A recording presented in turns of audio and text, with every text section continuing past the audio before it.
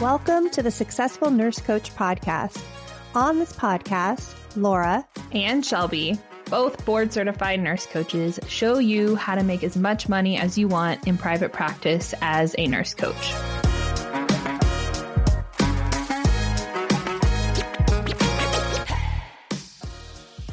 Welcome to the Successful Nurse Coach podcast. Today it is Laura. I'm here. I'm alone.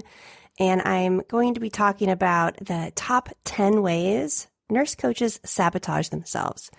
So to prepare for this session today, I lit a little bit of an incense.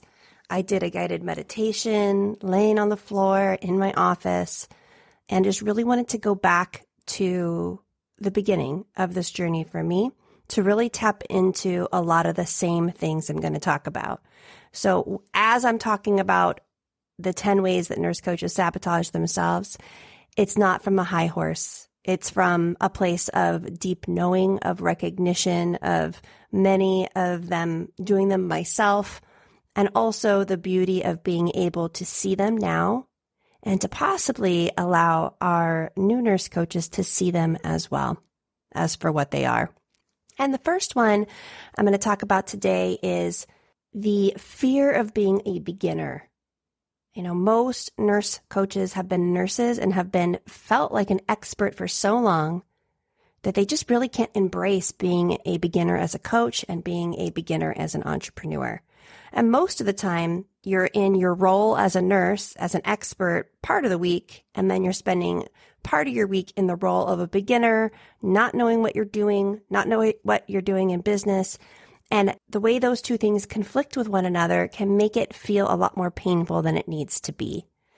So the first 10 people you coach are not going to have the same coach as the 100th person that you coach. And it's all good. It's all okay. I think we get so caught up with wanting to perform, with wanting to help, with wanting to make a difference, with wanting to be the best nurse coach in the entire world our first session.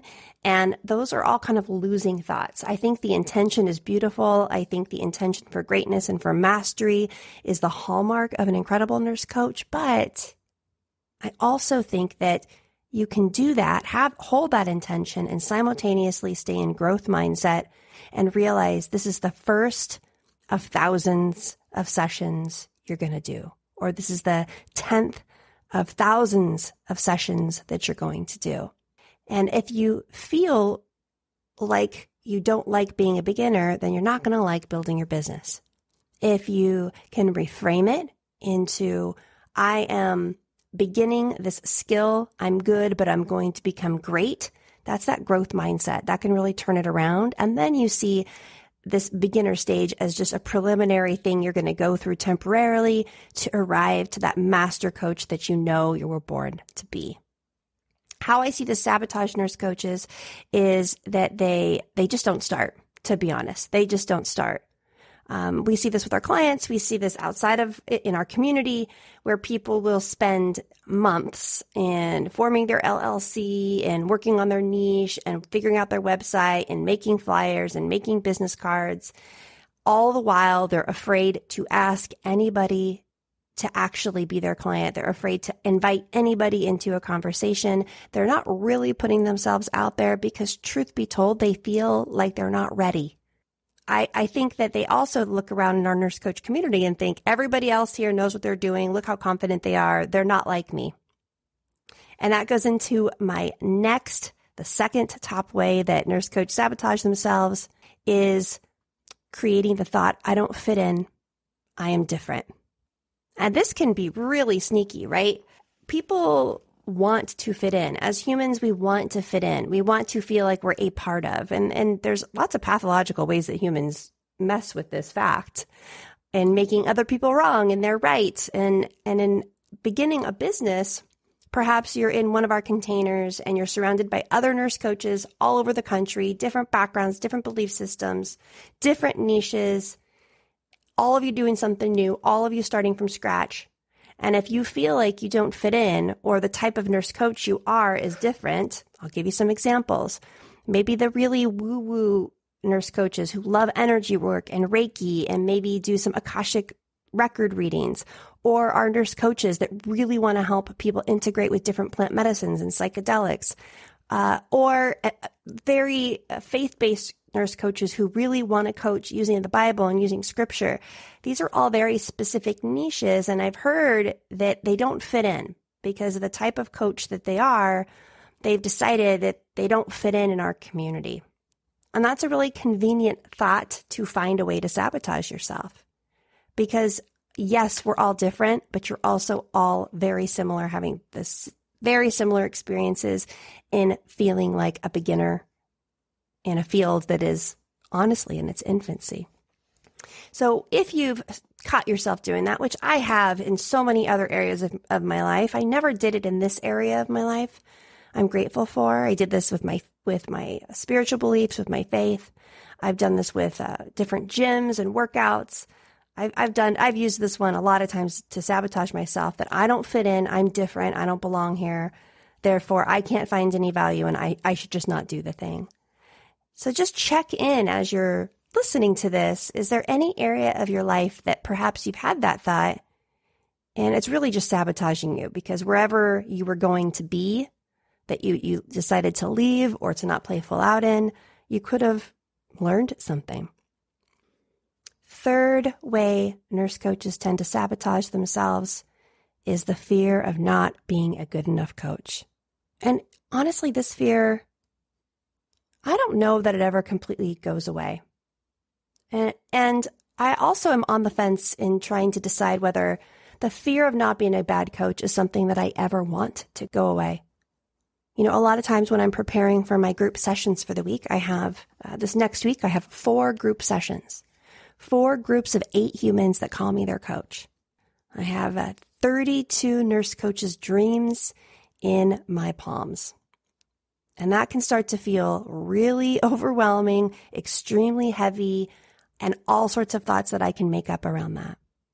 Or I can use that fear of not being a good enough coach to just read something else this weekend or listen to a podcast or do some of my own personal practices to continually grow so that I can lead and serve the best of my ability. And I'm always getting better. That's the way I choose to use that fear. But as a new nurse coach, the fear of not being a good enough coach will make you do all sorts of things. And we'll get into some of those sorts of things later. But I want to share the lamppost story. And I believe this is from Steve Chandler. He said that if a man went out into the street every night and talked to a lamppost and bared his soul and shared his inner world, that when he left that lamppost after an hour, he'd be a better man. As a new nurse coach, 80 to 90% of what you will do is hold non-judgmental space and listen deeply with so much curiosity, with complete presence, not in your head thinking about what you're going to ask the client next. Complete presence, complete curiosity. I like to hold some unconditional love for the person in front of me too. If you can do that, just maintain that state for an hour, people will say that's the most powerful experience of their life. Clients will say that was the most powerful experience of my life. That is all you have to do when you get started. Everything else is gravy. Everything else we're going to build upon.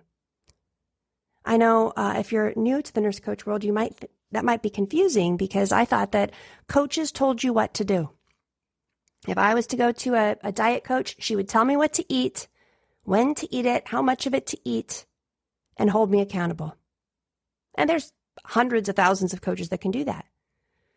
And that's not really what we do. That's not the kind of coach that we are, that our community is. What I would have benefited from with a diet coach is for someone to ask me deep questions about me, why I ate the way I ate, how I felt when I ate the foods that I ate, how much shame I had been carrying about my weight, or how I had been eating, assessing for any lapse of information. Because guess what, guys? Information is freaking everywhere. I don't need anyone to tell me what to eat. I could have someone challenge me to find a aligned, healthy way to eat on my own and bring it back and report it to my coach. So we don't have to have all the answers.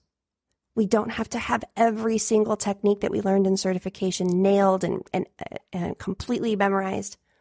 We need hours in front of humans. That's what we need. Coaching cannot be learned from books and from certs and from watching videos and reading books. It has to be learned in a container.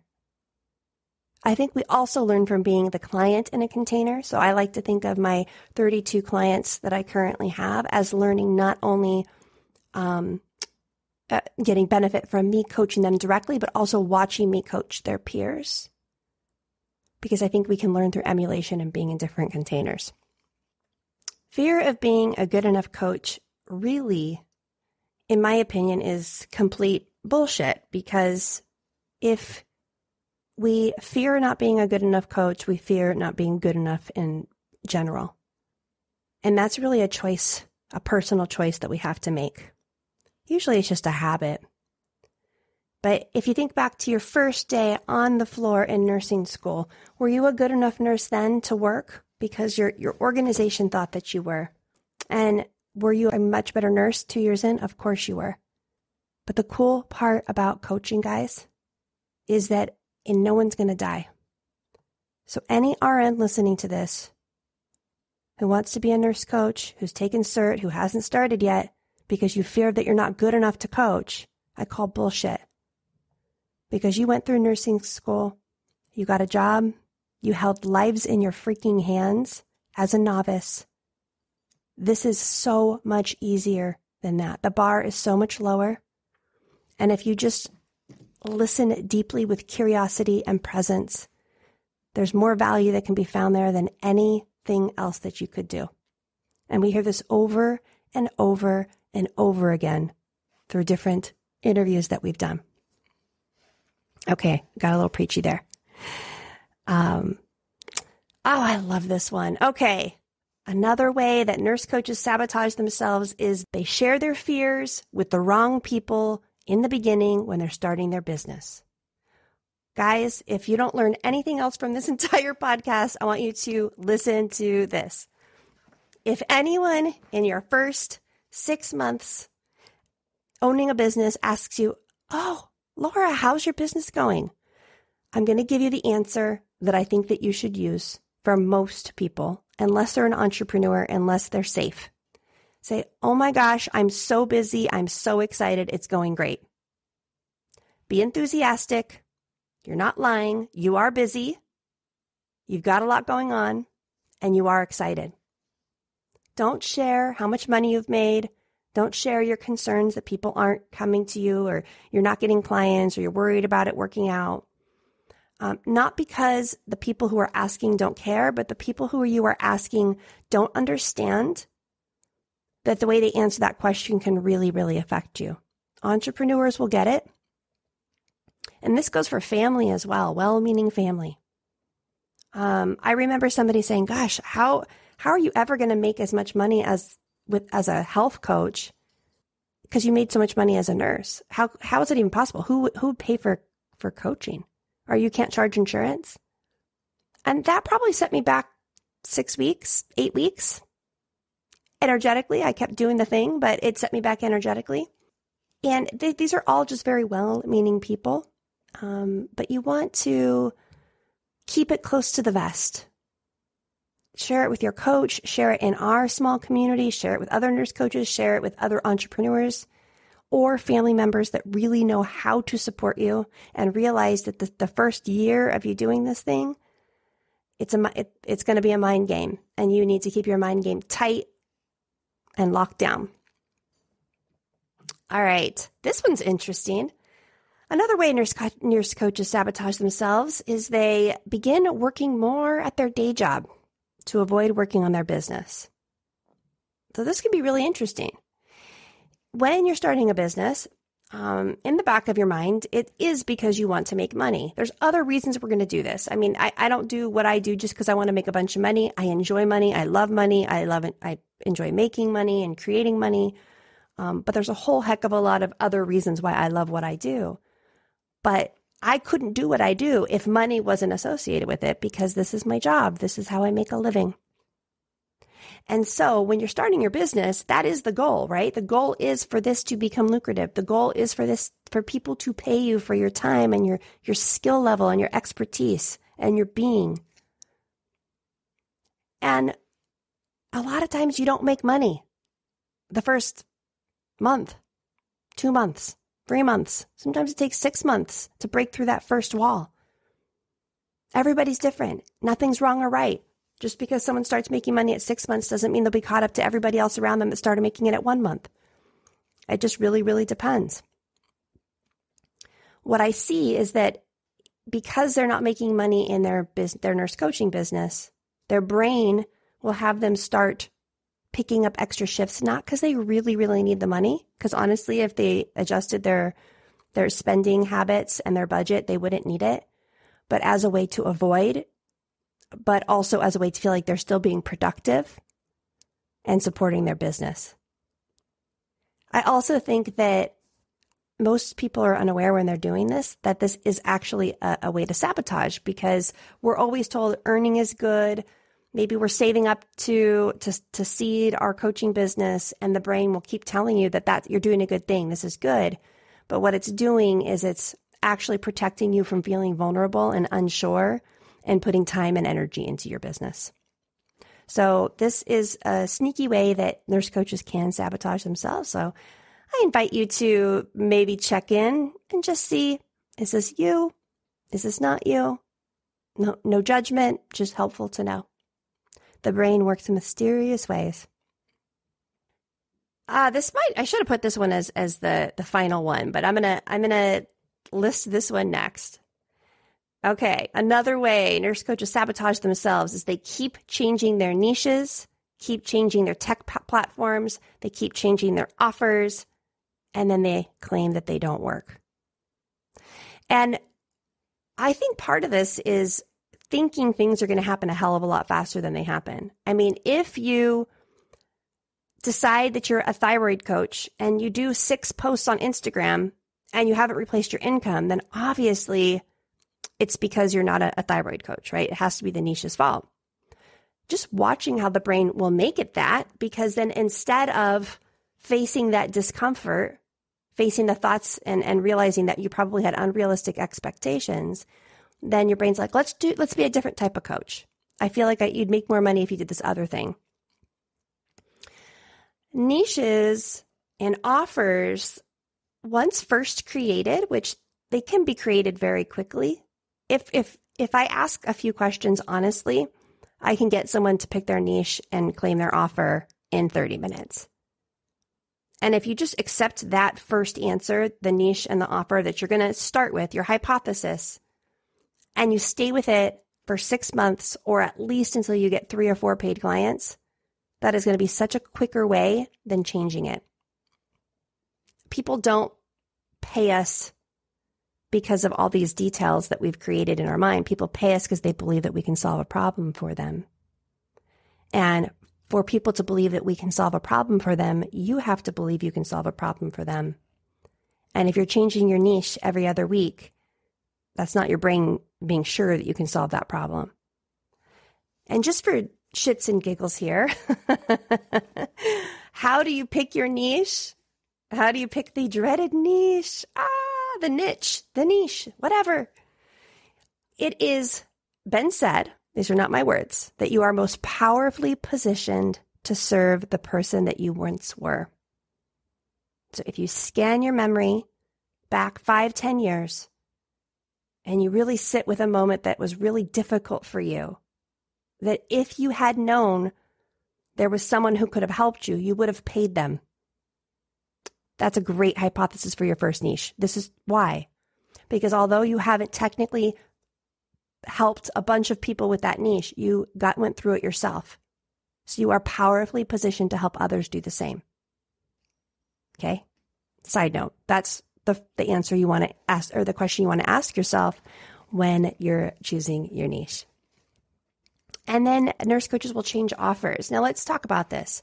We recommend that brand new nurses out of certification start with I'm really leaning more towards the 3-month offer now instead of the 2-month, but we either do an 8-week or a 3-month offer. So we only work with clients for either 8 weeks or 3 months. And we start at either between $1,200 and $3,000 to do that. Now, the reason why we have that range is because everybody has different money stories, comes from different parts of the country. $1,200 for 8 weeks of coaching can really freak people out. I've had lots of people start at $800. I think that's a little bit too low, but you gather what I mean. So you pick a number to say to the first client that you propose to. And if you get a no, then your brain says it's because it was too much money, which is usually not the case. It's because you're not that experienced at selling yet, and you're not that experienced at overcoming rejections. So picking an offer that stretches you a little bit, but also feels fair, and stick with it for 3 months, 6 months. Don't keep changing it. Your brain will be much more confident if you can declare who you help and how much it costs to work with you and what your program is, and stop changing it. Every time you change it, it creates a little bit of confusion. Confusion creates less confidence. Clarity creates confidence. So getting super clear, sticking with it is a really, really great way to start. And this also brings up another concept that I heard in a podcast by Ed Milet and Rory Vaden. I highly recommend checking it out. And they talked about Sheehan's wall. And in Sheehan's wall, it refers to an invisible wall that kind of separates the unknown entrepreneurs from the well-established thought leaders. So when you first start a business, you're in complete obscurity.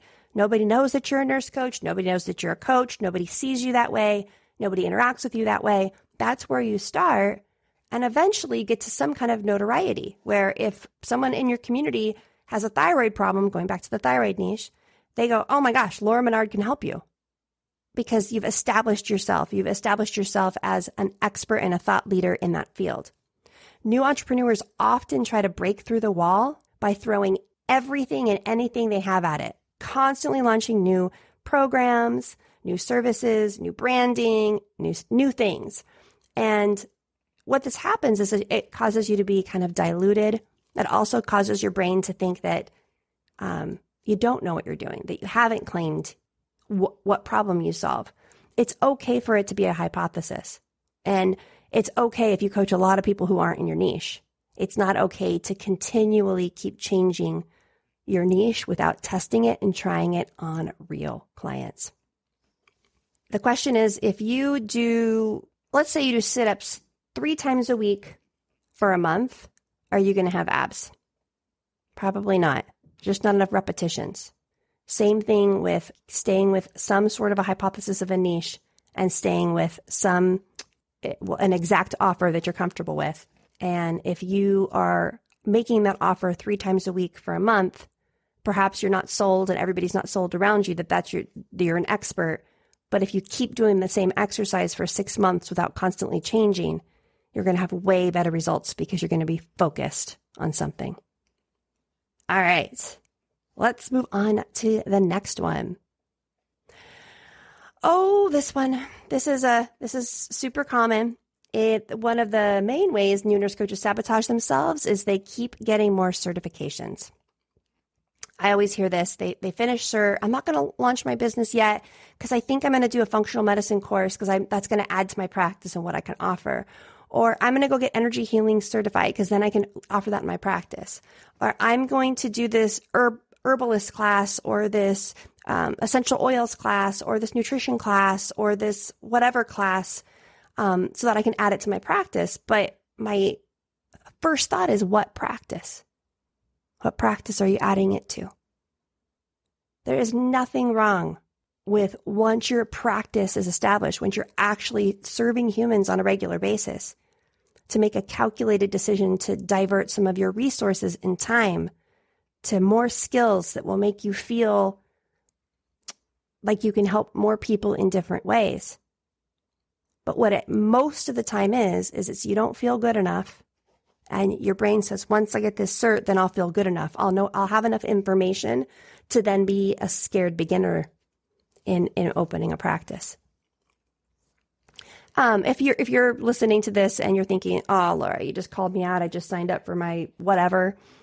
It's all good. Just be aware of it. Just be aware of it. I think that it's really interesting that how the brain wants to keep gathering more information and more certifications because you think that suddenly you're going to arrive at a point where you feel comfortable looking a stranger in the eye and inviting them into a coaching conversation. And it's just not true. It doesn't matter how many certs you have. We have PhD nurses. We have nurse practitioners. We have nurses with 25 years experience. We have nurses with 2 years experience. Guys, it's all an even playing field, truly. None of that shit matters. You're still a beginner entrepreneur. It's still going to be scary. It's scary for everybody. And don't feel like there's some magic pill that you can take to make that discomfort go away. The only way to crush this fear is through it and by doing it over and over again. So I'm all for a cert to make you a better coach, but don't keep doing it before you start your practice. Start your practice first. Have paying clients. Then you can start diverting some of your time and energy and resources if that's the right thing for you to do. Another way we sabotage ourselves is comparing ourselves to others. Oh, comparing yourself to other nurse coaches. We recently just asked all of our clients, I think we have 140 clients, to snooze each other on social media for 30 days because it's not good for everything that you see is 100 other people doing exactly what you're doing. Because their ideas, someone's going to have a better idea, someone's going to have a better post, someone's going to have a better picture, someone's going to have a better video, someone's going to be doing a podcast, someone's going to be on YouTube, someone's going to have a fancy website, someone's going to have a blog. And your brain's going to say, oh, why would anyone hire me when they could hire so-and-so because so-and-so has this beautiful blog or so-and-so has this website.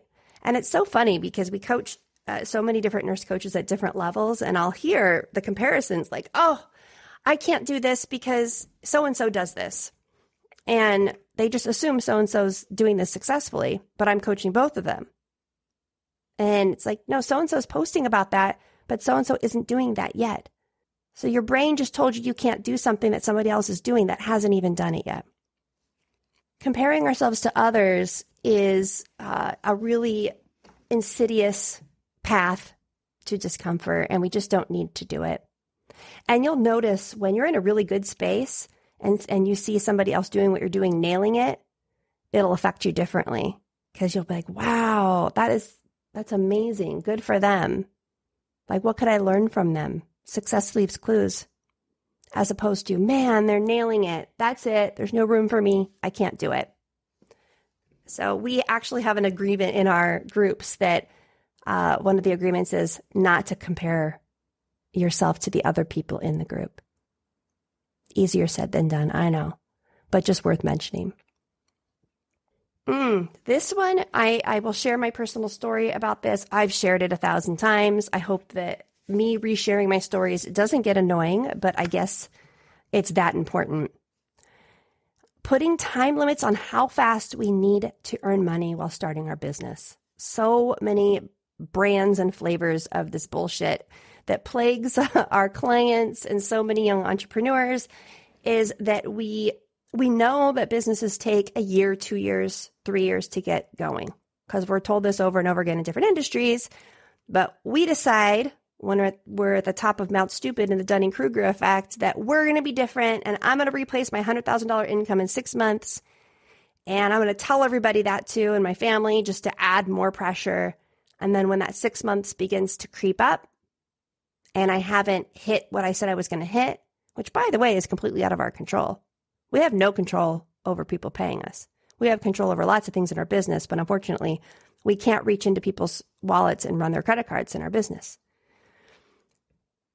So what happens is as those time limits start to get closer, there becomes a pressure that we feel, and nurse coaches under pressure just carry more weight and move slower, and it's just harder to move the needle forward. Think of limits on how fast you need to make money, like wearing a weight vest in a yoga class.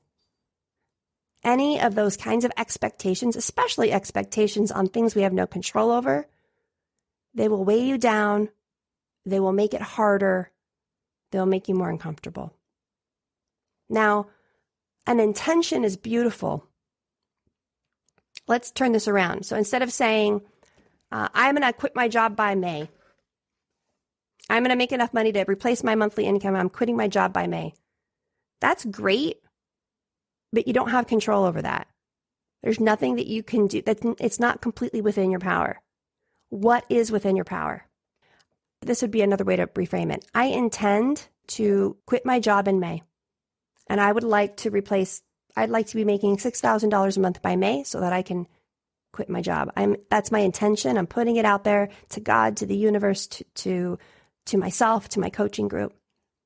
But what I'm committed to is taking these actions to do that. And as your coach, we're going to tell you what those actions are. Committing yourself to the pursuit of it, not the result of it, because the result we just don't have control over. I wish that we did. It'd be a lot easier. So try not to put time limits on how fast you need to earn. Create a strong intention. I love strong intentions. Why not? And then put more strict pressure on yourself to take the action steps that will best set you up best for success, for that to be a reality. Because we have control over how many people we invite into a coaching conversation.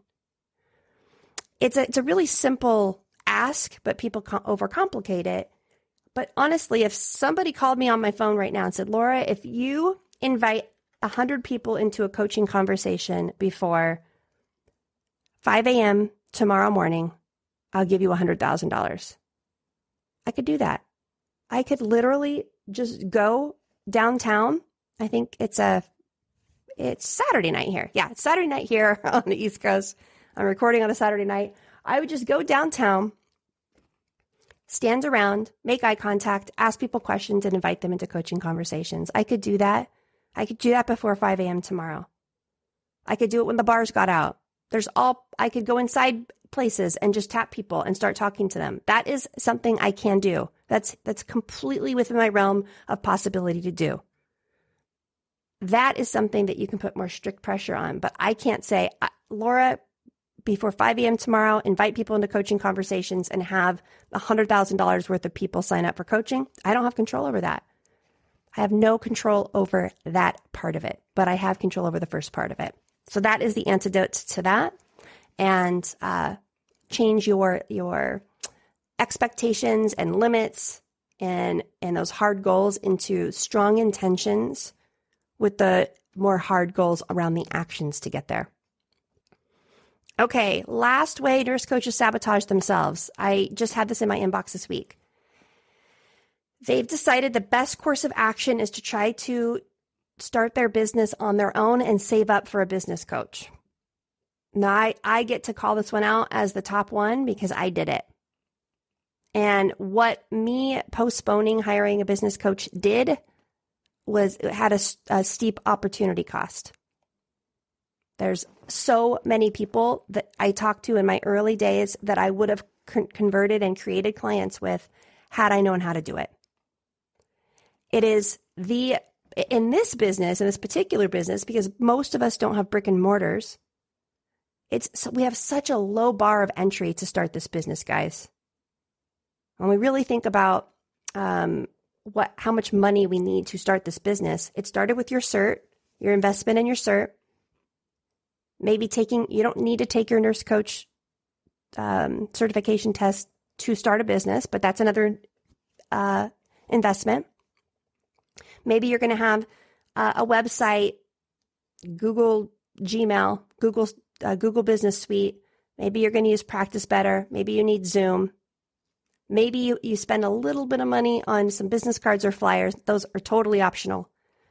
And then your major investment will be your first business coach. And that is the best investment that you're going to make. That's the biggest and the best. So we have this super low investment level that we need to get this business off the ground and started. And the most important money you're going to spend after cert's basically teaching you how to do the service that you sell. Then someone's going to teach you how to sell the service that you just learned. You know, my first business coach said there are amazing coaches all over the world that don't have a practice because they never learned how to sell coaching. And there are mediocre coaches all over the country, all over the world, who are making millions because they're experts at learning how to sell coaching. And this would be true with any industry. And I think what I would prefer is that we all strive to be the best coach that we can be through mentorship, through working with someone who's done this for a while, who's done nurse coaching for a while, but also someone that can teach us how to sell, how to talk about what it is that we do, how to overcome objections, sales psychology, marketing skills. These are all things we were not born with. And there's an opportunity cost to trying to do it on your own because you're going to spend money on stupid stuff. I'll tell you a story about Shelby and I, and then I'm going to wrap it up. When Shelby and I first started, there was this, it was a service. I've seen some floating around the community, but it was called bark.com. And people would, I think they ran like really general ads on probably Google and social media. And then people would say, yeah, I'm looking for a life coach. And then they would match or a nurse coach, they wouldn't say nurse coach, sorry, health coach or life coach. And then they would match these leads with you and they'd sell you the lead. And so instead of going out and creating clients and learning how to create clients and doing all the right things, I would pay for leads. And a lot of times the leads wouldn't answer, which you still paid for them. A lot of time the leads wouldn't show up for the first call. And then the leads that did show up to the calls were not great fits. I think I signed probably spent $1,000 on leads and a lot of time, hours and hours and hours. So I probably spent $1,000 paying for leads and made $2,000 coaching clients and spent 80 to 90 hours in that process. Where had I invested in my business coach earlier, I would have been told immediately that was a really bad decision. It wasn't the right thing to do. And that I'm postponing learning how to connect as an introvert. We've talked about this on other podcasts, but you need both, right? You need to be really good at what you do. So you have to be good at providing the service of being a nurse coach. And you need to be really, really good at being a business owner and learning how to create a business plan and how to talk to people about coaching, how to invite people into coaching conversations, how to navigate resistance and expect resistance, how to manage your mind, how to manage your mindset, how to change your relationship with money. These are all things that are necessary to have a sustainable, long-lasting, successful coaching business. All right, so I'm going to wrap it all back up and tell you what those top 10 ways that nurse coaches sabotage themselves are. One was having been an expert so long as a nurse that they can't embrace being a beginner as a coach and an entrepreneur. Sharing their fears with the wrong people when starting a business. Fear of not being a good enough coach. Creating the thought that I don't fit in, I am different. Working more at your day job to avoid working on your business. You keep changing niches, platforms, offers, claiming that they don't work. Feel like you don't have enough information, so you keep getting certifications.